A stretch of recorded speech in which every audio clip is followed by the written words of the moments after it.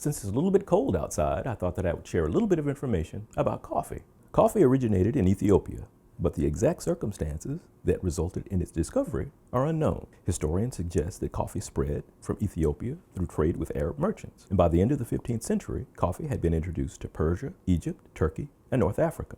Coffee became so popular and such a lucrative commodity that the Turkish Empire forbade the selling of viable beans. Only beans that had either been boiled in water or partially roasted to prevent germination could be traded. The two main types of coffee plants used for commercial production today are Arabica and Robusta. Arabica produces a coffee that is higher in quality. However, it grows at an altitude between 3,000 and 6,000 feet and develops slowly. Robusta produces a lower quality coffee that has a harsher flavor. However, it grows at lower altitudes, is more disease resistant, and also produces higher yields. The distinct aroma and flavor of coffee also develop through the roasting process. A combination of aroma, appearance, temperature, and sound is used to determine the type and degree of roast.